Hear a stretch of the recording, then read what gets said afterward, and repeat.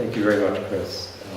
And I'd love to hear that that dialogue with Fr Bruno, which I'm trying to remember where it could have taken place, you know, and sometime more than 20 years ago, I'm imagining, and could have been up in the Bay Area, or could have been here in Big Sur.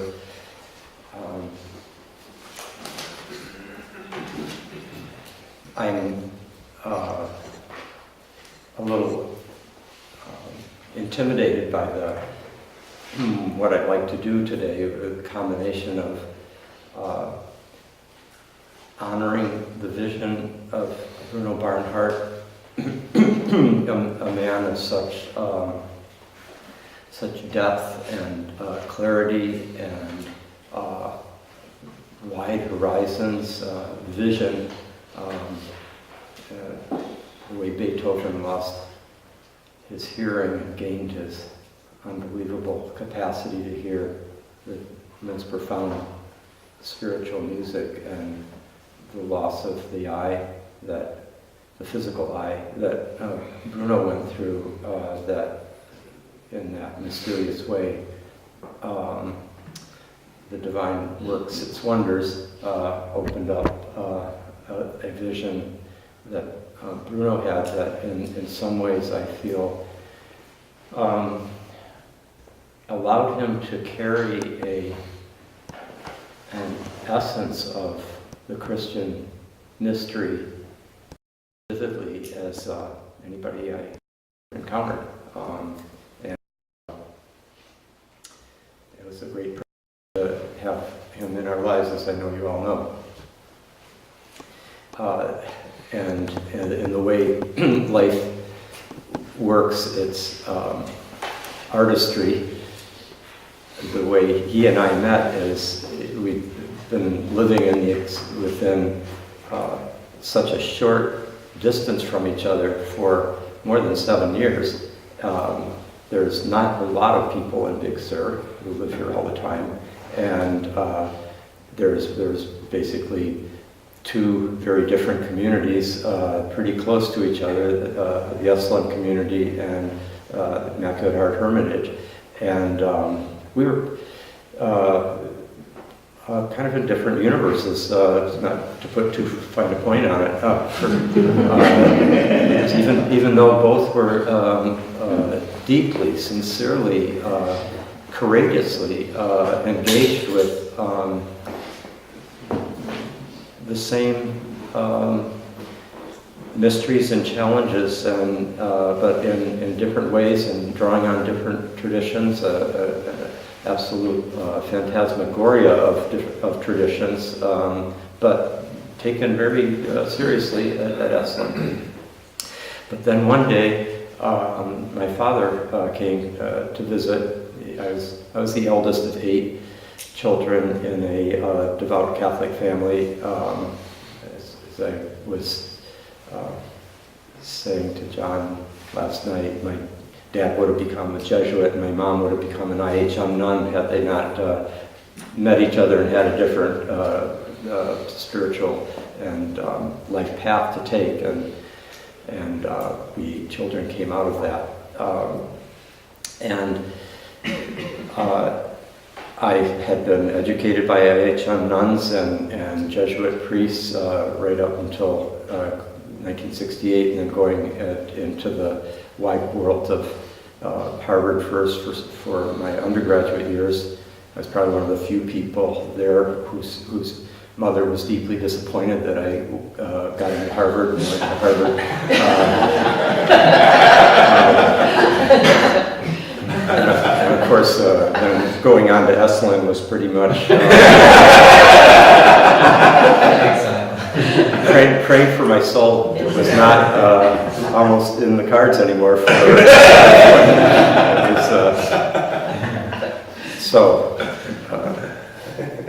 But my father came to visit one time, as did my mother not long afterwards, but visiting, and it happened to be a weekend, and he wanted to go to church as every Sunday he would.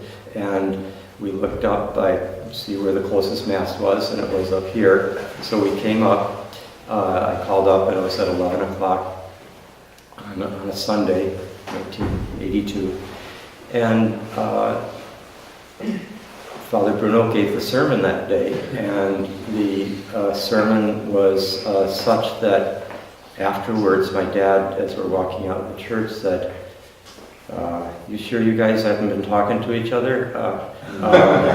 And you have the same ideas, the same vision of history, you must have the same, are you sharing books or what's going on?" And so anyway, we met, and we just became fast friends from the very beginning, and then had many, many conversations from that point on.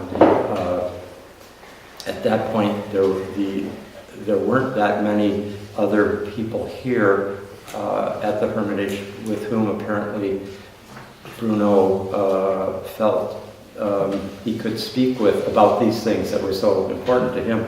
And the interest perhaps wasn't as much there, or they didn't think at his level, his wavelength, which was something that was, we just were, that thing that he did with the box music, with the left hand and the right hand. I was thinking about how really that's a perfect example of what actually, how history has unfolded his vision, because jazz is exactly that, where the left hand is continuing the chordal structures of the written, while the right hand is freely this kind of liberated creativity is playing on that and with it, and with all its creative individuality.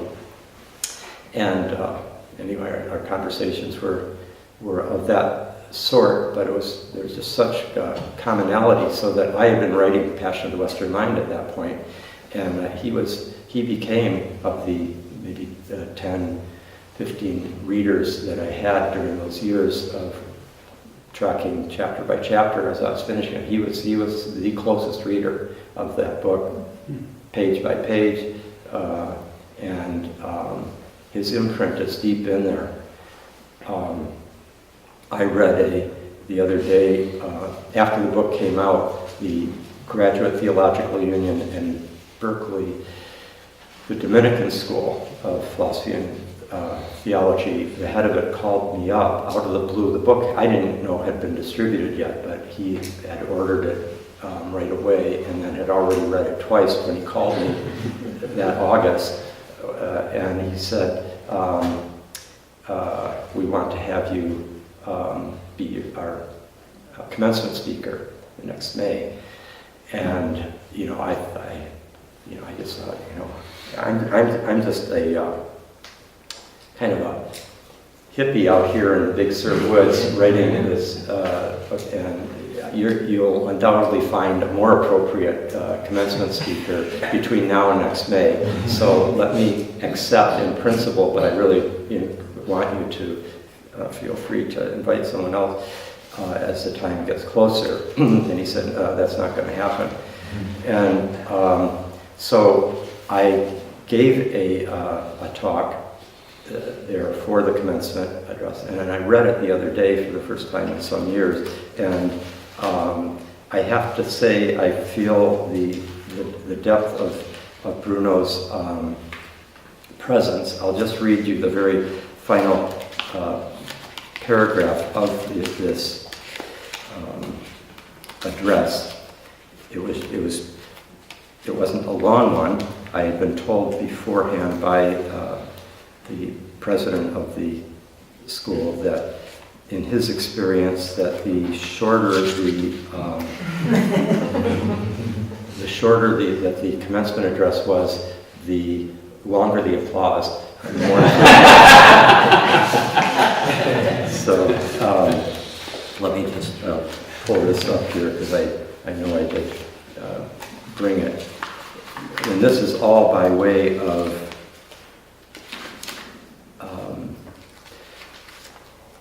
affirming just how deeply Bruno's vision lives. certainly lives in me, and I know he lives in you as well. And I'm surprised that I'm not pulling it up right away. Well, it may be that I show that particular passage later in the final hour and a half meeting that we have. Either that, or it's going to jump out at me in the course of my talk today. Okay,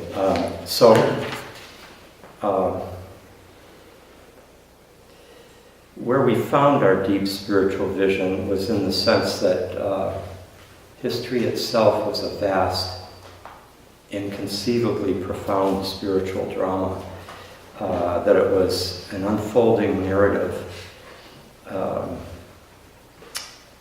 that required almost the furthest stretch of our moral and aesthetic imagination to take in, and that something was being born through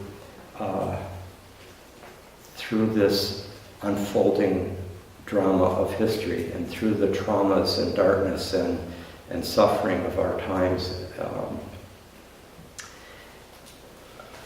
And in the spirit of Bruno's vision, let me try to set out a few possible insights into the mystery of our history, mindful, in my case, of the ridiculousness of this attempt, because we're trying to glimpse something that's so much beyond what any one of us or all of us can envision, and so it's necessarily be a kind of puny effort against the immensity, but keeping in mind the intrinsic ridiculousness of the challenge and of the attempt to deal with the challenge. Let me go forward. I'll be doing it in a way that eventually, you know how Bruno would use his mandalas as a kind of teaching aid, but it was also a meditative mode of disclosure for him as he was thinking and then speaking, and thinking and speaking at the same time as he did, and that's something I'll do as well.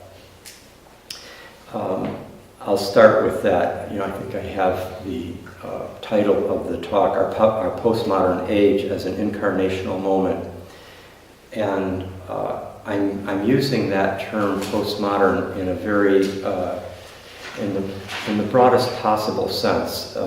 Yes, the academic version of it in its narrower, deconstructive hermeneutics of suspicion form is an essential part of it, but I don't see it as the whole picture. Many things, many powerful cultural strands and streams and impulses are alive in it, and I think it is a helpful term right now to describe the crucible of transformation that we are in, where all the preceding structures of coherent worldviews that held civilizations in place are now simultaneously in question or deconstructed or clashing with each other, but also coming into very fruitful interaction with each other as well. And in some sense, everything's on the stage right now. So Jung has the famous passage from late in his life when he did an essay called The Undiscovered Self, where he famously used the term kairos. A mood of universal destruction and renewal has set its mark on our age. This mood makes itself felt everywhere, politically, socially, and philosophically. We are living in what the Greeks called the kairos, the right moment for a metamorphosis of the gods. of the fundamental principles and symbols.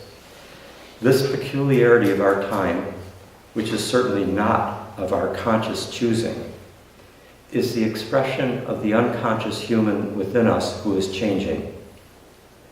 Coming generations will have to take account of this momentous transformation if humanity is not to destroy itself through the might of its own technology and science.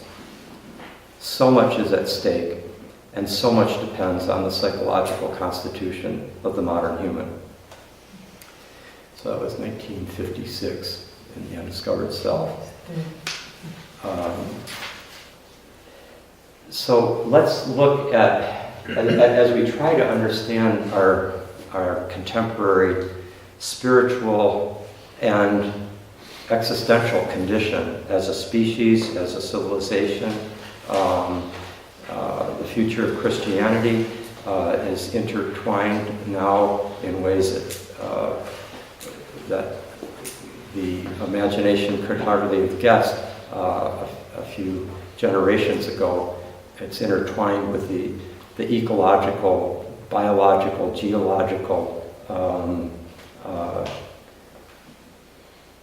catastrophic transformation that we find ourselves in.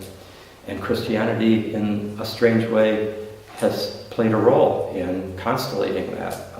And I don't mean it in just a kind of simplistic form. It's just that modernity, in the end, is something that emerged out of a Christian civilization.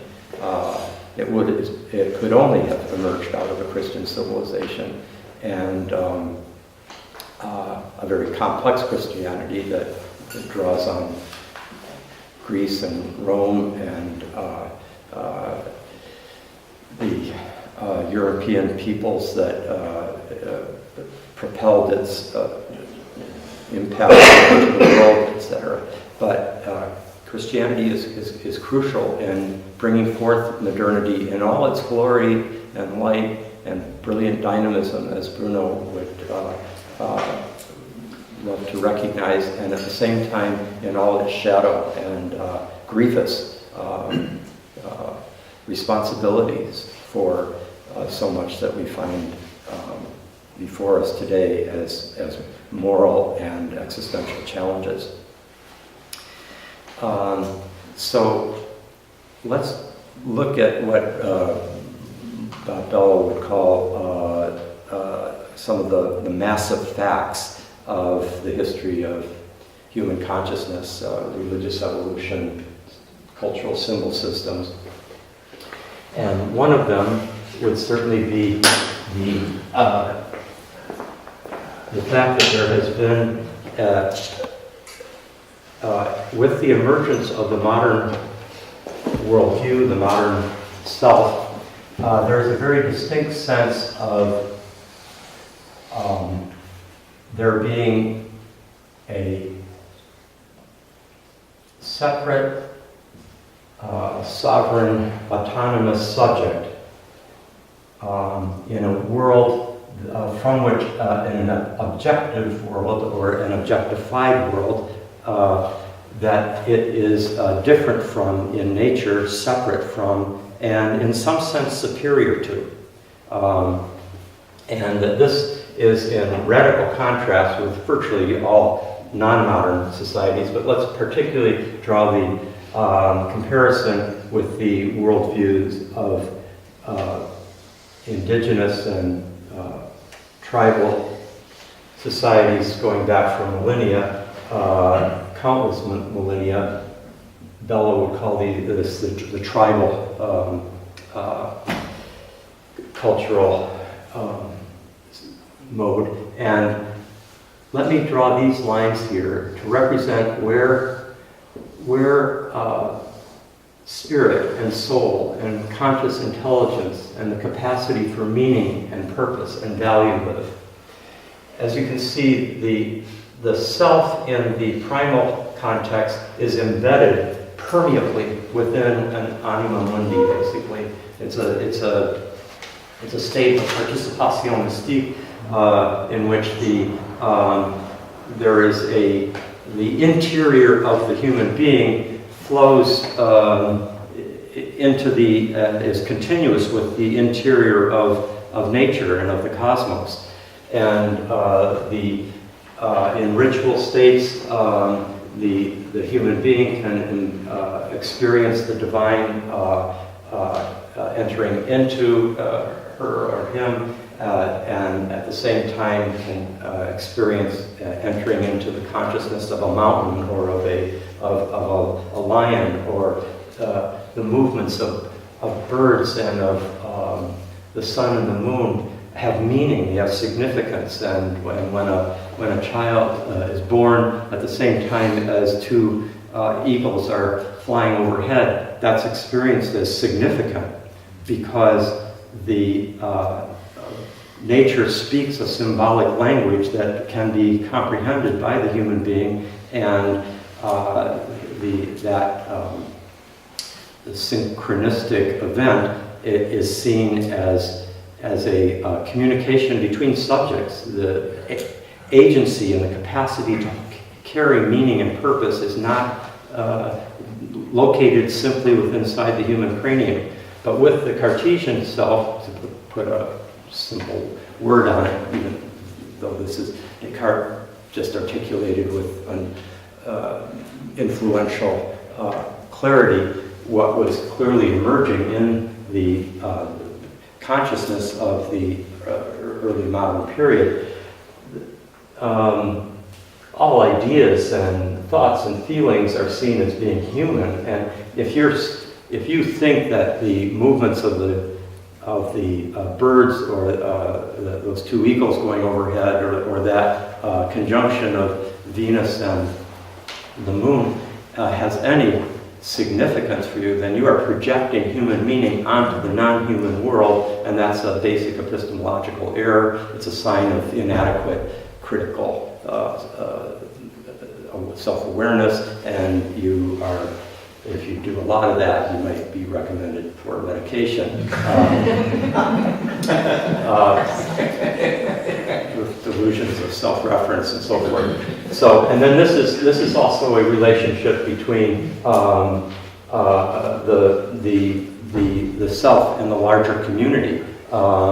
This is the identity of the primal person is really so constituted by the membership in the tribe, in the community. One can't imagine start even thinking about who one is without your relationship to the tribal community being uppermost. And that tribe is also very connected to the land, the sense that the land is holy, the ancestors are there, spirits that are present there, and there's a history that's embedded in it that you participate in over and over again in ritual states and in the dream time and so forth. Here, this would be like the David Reisman Lonely Crowd kind of. We're on our own, perhaps never more than before, as we move from city to city, and we're distinguished from our familial as well as early communal. So there's been an enormous shift. Now, how did this? You can see on the positive side of the modern, there's been a forging of an autonomous self. On the problematic side, that autonomy has been purchased by the disenchanting of the world, its neutralization, and a state of alienation is a regular consequence of this. And you could say in some ways that the anima mundi has gone through it's almost like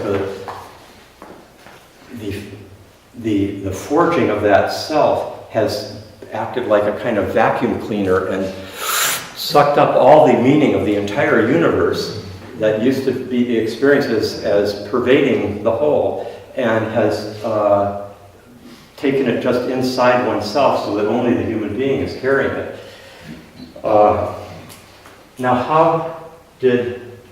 how was that enormous transformation made possible? Well, in a word, by one of those other massive facts of religious evolution that Bella and others have paid so much attention to, and that is the axial era, where there was experienced a tremendous disclosure or revelation that the ultimate source of meaning and value and spiritual reality, capital R, existed in a transcendent dimension of being, and that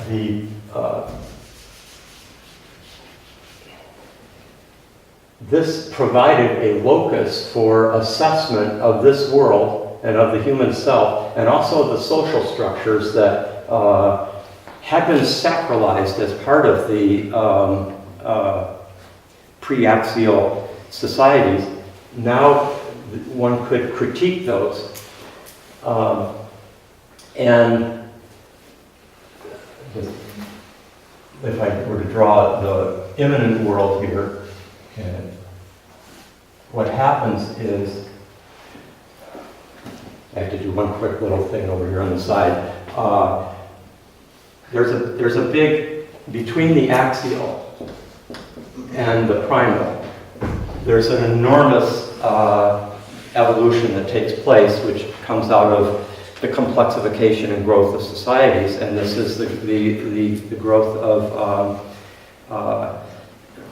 the emergence of civilizations, the great archaic civilizations, where you have they're highly organized, they're extremely dynamic, architecture, literature, monumental buildings oriented towards the heavens, where vast rituals take place, all literacy, but also organized military and cities emerge, and a whole different relationship to the divine. I'm just going to put this archaic here as a kind of midpoint between the primal and axial, and it's extremely hierarchical, with the king, pharaoh at the top, who is in a more or less identified role with the transcendent, which is the divine has started to move up to the heavens more, astral deities, and the king, the pharaoh, becomes the one node within which the human community ritually has access to the divine. And this structure is sacralized. And so when the axial breaks through, it's a breakthrough to,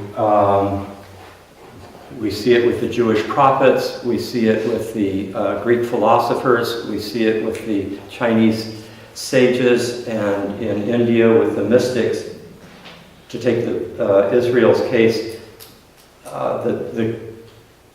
the prophet can now say to the king, yeah, you're saying what's good and making the law for what our society is, but I have access to a divine authority who is the King of Kings and who is defining what is good with a capital G, to kind of bring in the Platonic understanding, as compared to what your power-oriented definition of the good and the just is that serves your power interest. And this is an enormous breakthrough that democratizes spiritual access to a transcendent reality and allows criticism by the prophet and the philosopher, the mystic in this age, of the society and of the human being, and also a revisioning of assumptions about these. So this, as Vogelin would say, is the movement to a differentiated cosmology out of the compact cosmologies of the archaic and the primal. So this is an enormous move, but it also comes with a price. The axial sweeping the world in the first millennium BCE, particularly around the 6th century BCE, where you've got the beginnings of Greek philosophy, You've got the great Hebrew prophets that are just redefining deity in such a way that it's going right all the way through to Martin Luther King saying justice is just going to pour down like mighty waters coming from the mountains, and that which was crooked will become straight. That sense of the divine acting in history from a transcendent perspective, the Platonic understanding of a Plato, Pythagoras, Aristotle. You've got, of course, the Buddha, Lao Tzu, and Confucius in China, possibly Zoroaster. But something happens here. There's a transcendent immanent split, of course, and all sorts of dualisms come up, as we were talking about yesterday. That dualism between above and below also becomes divine and world.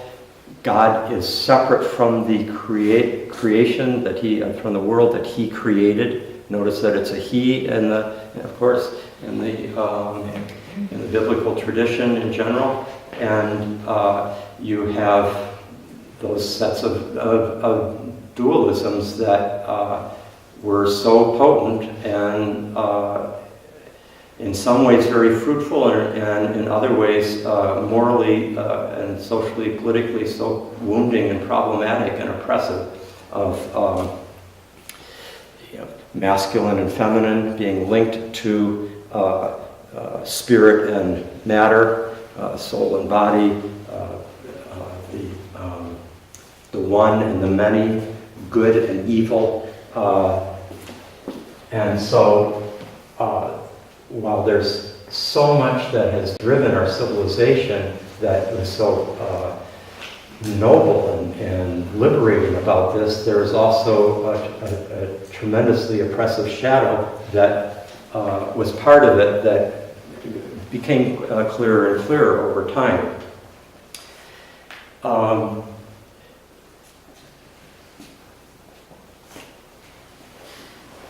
Now the great shift happened here when, and this is something that Bruno and I spent a lot of time enjoying watching how this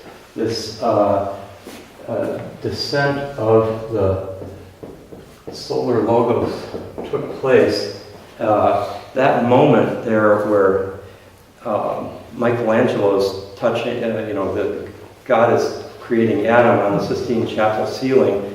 At the moment that that's happening there, 1512, 1513, this is right when Copernicus is getting the heliocentric hypothesis for the first time and sends out the little paper that Commentariolis that sums it up. So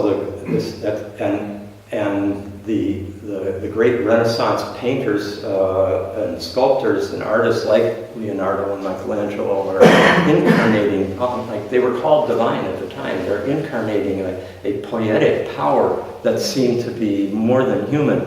In some sense, I was thinking about this last night, Michelangelo he's both Adam and he's God. Yeah. When he's he's the one that's painting that. And and then at the same time that's happening, the global explorers and conquistadors are opening up the planet to itself disastrously and fruitfully and dynamically in all the ways that happened at that time, and violently. And at the same time, you're getting the spread of literacy and the printing press and so forth. And above all, you're getting a sense of the brilliance of the modern mind. Religiously, it's happening right. This is the very moment that Luther starts giving his sermons about by grace and faith alone, and breaking out of the church, and the individual can now stand directly before God. So an individuation is happening. a lot prepared for it in the later Middle Ages. There's a whole book could be written about that. By the way, we move a little bit towards the disenchantment and the neutralization of the world here, not right away. There's still a theophanic kind of quality that is still there for a long time, but gradually that disenchantment takes over, particularly with the late nominalists in the Middle Ages and then with the Protestant reformers, where this world becomes more the theater where God's glory and Christians can transform the disenchanted and fallen world, basically, to serve God's glory. Man is made in the image of God, has that special relationship. Well, this reaches a gestation and maturity and then bursts forth in the modern, when you read Kepler's on fire ecstasy of when he experienced the final mathematical breakthrough that got the Copernican revolution. Now, since the dawn 18 months ago, listen to the solar imagery. Since the broad daylight 3 months ago, and since a few days ago when the full sun illuminated my wonderful speculations, nothing holds me back. I yield freely to the sacred frenzy.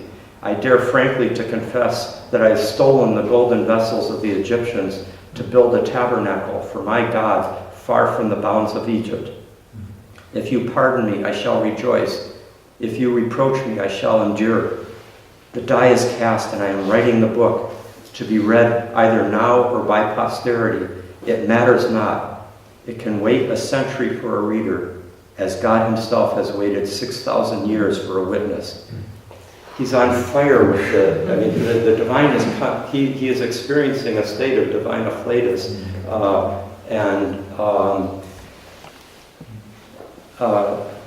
he's exalted by it, but he's humbled by it too. He's in that place, and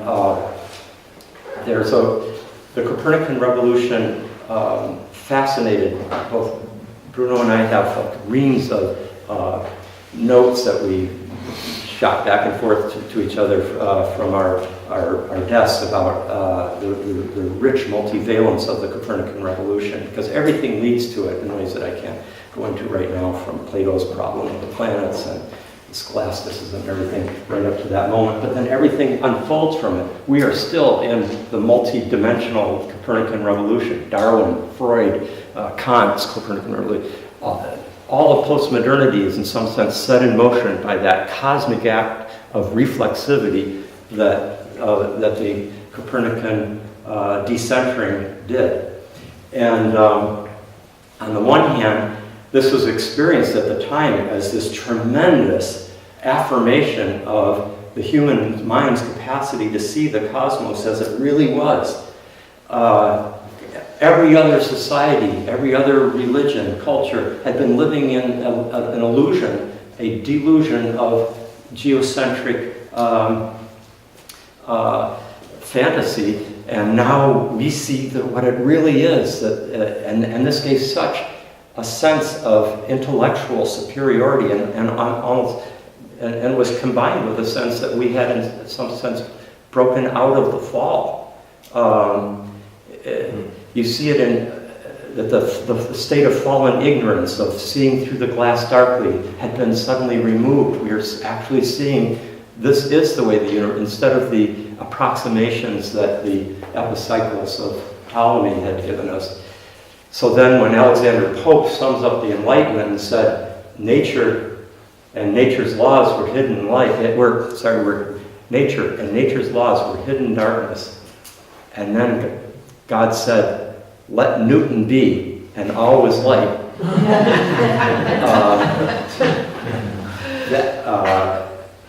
The hidden night, and then nature. And then God said, let Newton be, and all was light. A new Genesis has happened. I mean, this is There was such a sense of the Enlightenment's euphoria. Part of the euphoria was that if that happened, and yes, they didn't see angels up here, but that meant hell wasn't where they thought it was either. It had gotten the power of hell and the hovering judgment that tremendously affected the human psyche of the Christian for centuries, started to lighten and dissolve at this point in the journey. This is part of the sense of emancipation and euphoria that you see in the Enlightenment writings. The Copernican revolution is part of this. But the Copernican revolution keeps unfolding until you get, the post-Nietzschean. I used to put this over here, but then of course I realized it belongs over here. Sort of post-Nietzschean, post-Copernican, the Darwinian, the little speck of meaning-seeking dust in the vast cosmic void.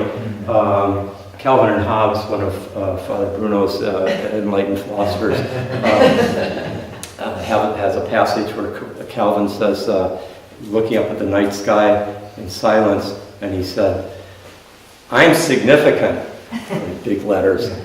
And then in the next image, nothing is said, just the starry night sky and Calvin. And then in the third image,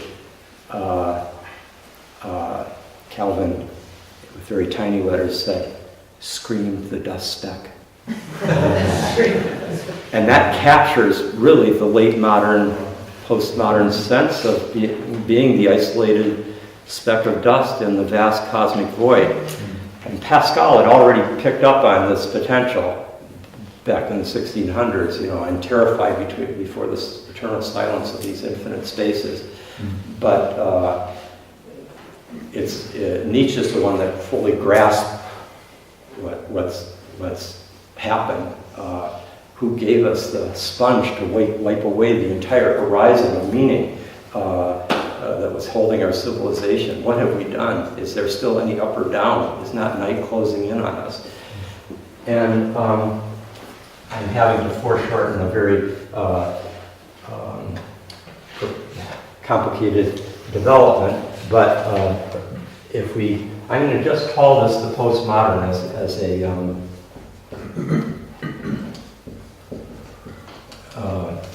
placeholder word. But in that postmodern, we can see that there's a tremendous descent happening.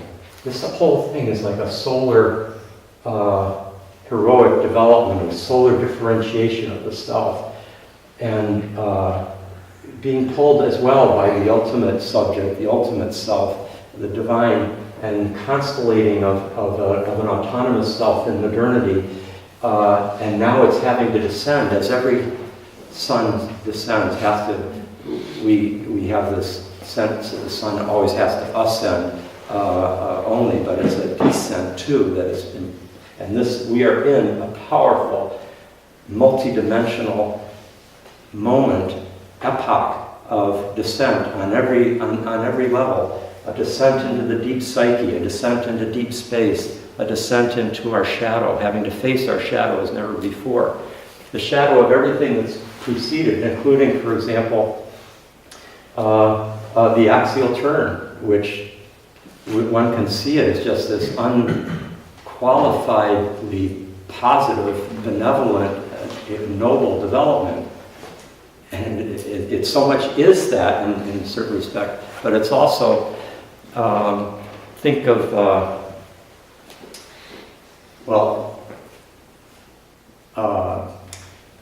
I think of, one day there was a great storm, a hurricane, swept through the Carolinas, and I happened to see, this was 93 or so, I happened to see Billy Graham on TV consoling his fellow Christians there who had lost their communities, their church had been destroyed, etc. And he said, if we do not have faith in God the Father, we're entirely at the mercy of Mother Nature. And I thought, wow, he just said a mouthful. He just kind of revealed that whole sort of patriarchal. Notice how he's basically associating tightly the ultimate spiritual security with the transcendent over the immanent, spirit over nature, and masculine over feminine. There's very deep, I think, perinatal reasons for that. This whole thing is, and this is where we come so much into Father Bruno's vision, that I really believe this entire thing, it's a birth process. We're being born through nature, an ensouled nature, and it's a dark night of the soul that comes as part of the birth process when the contractions are happening and you can't see the way out. And the Groff's work, Stanislav Groff's work, is the great contribution in illuminating this area.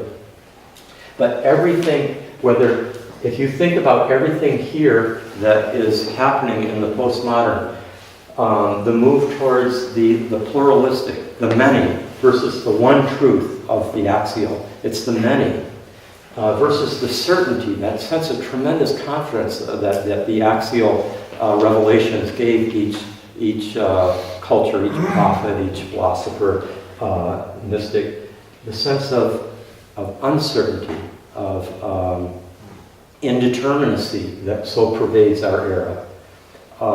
And that uncertainty is so crucial to any death, rebirth, mystery, or rite of passage. If you do not have uncertainty, indeterminacy built into it, it has no moral power.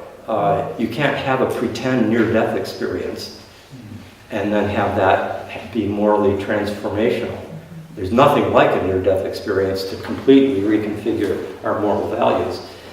And we seem to be going through an era where we are having to face our mortality on a planetary scale as never before, for all human beings, for the whole biosphere. So it's one and many, it's certainty and uncertainty, it's the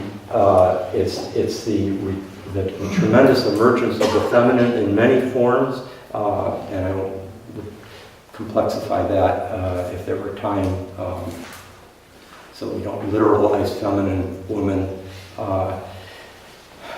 It should be a solar feminine and a lunar feminine, solar masculine, lunar masculine. That's another discussion. There's also the sense that enchantment is a live option. On the one hand, there's a kind of implosion of the disenchanted universe on us, so that we are just the meaningless as well as meaning-seeking dust. But then we also have the epistemological split. Instead of having certain knowledge of the objective world, we realize that we're just seeing through our paradigms and kind of constellating our own realities.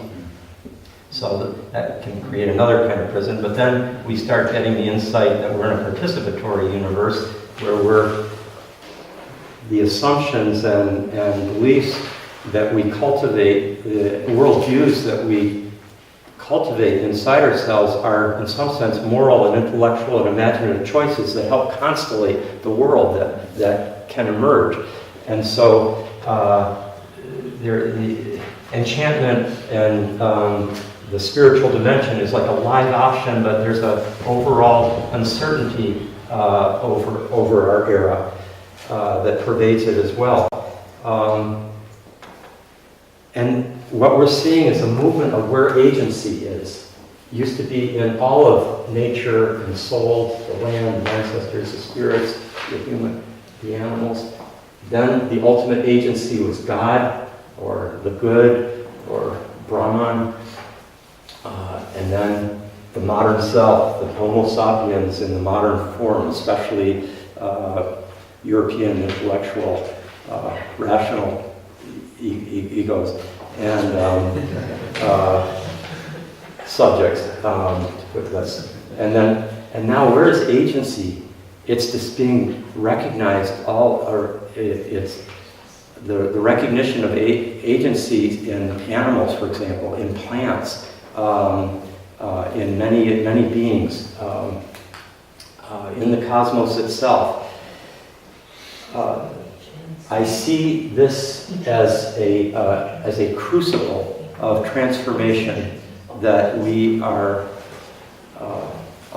have all entered into. This is the underworld, the night sea journey of the solar descent into the lunar ground, as Bruno put it once in a footnote I was happy to see in Second Simplicity. What's in the center of this whole mandala?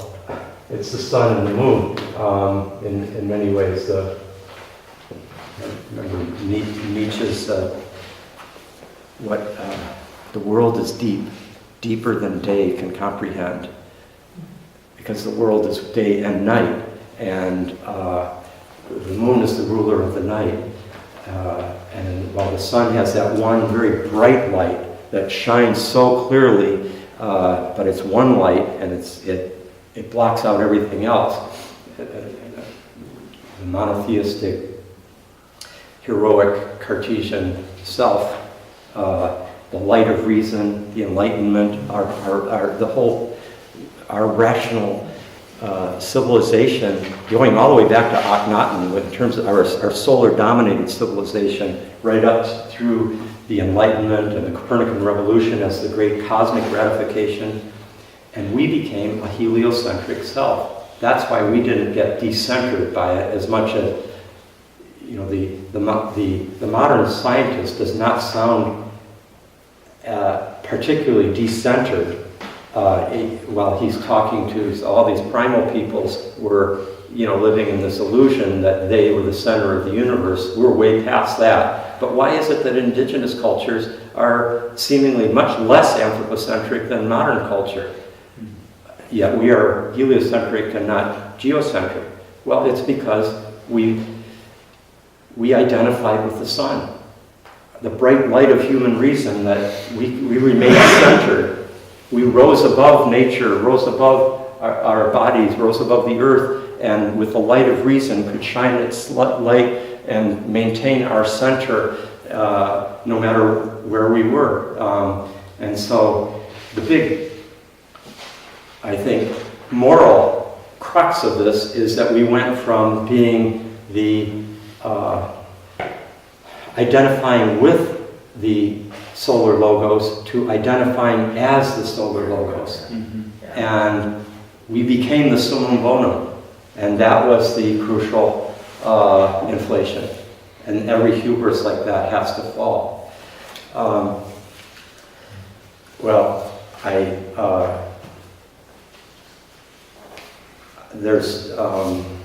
As I said, this was necessarily going to be a ridiculously inadequate presentation, and I totally succeeded. First wrong thing you said. Yeah. But I am just about out of time, and I did a horrible job of leaving adequate time for discussion. I know what kind of temporal constraints we're under here, so that we can have moved out of our rooms in time for our 11 o'clock.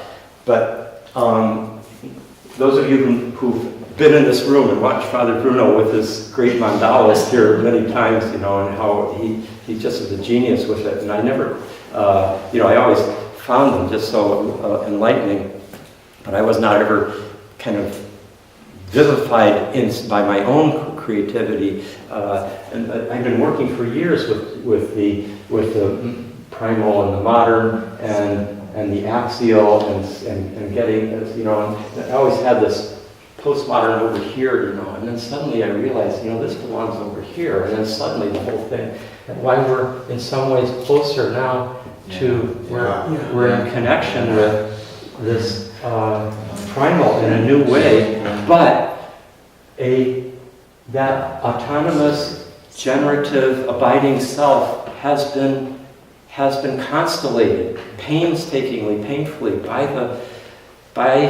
the divine milieu, by the cosmos, the ensouled cosmos, the inspirited cosmos, and we're having to go through a very profound transfiguration right now, in which everything's at stake, and the results are very, the jury's out as to how we'll come through.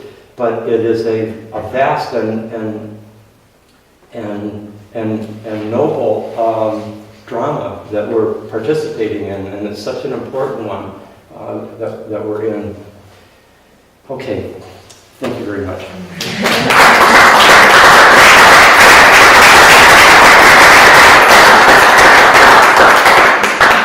Could I say one last word on Christianity? Because the future of Christianity, it's as if Christianity, which is, played such a crucial role in this, because this came out of the West, which is the combination of the two axial, Judeo-Christian and Greco-Roman sides of the axial.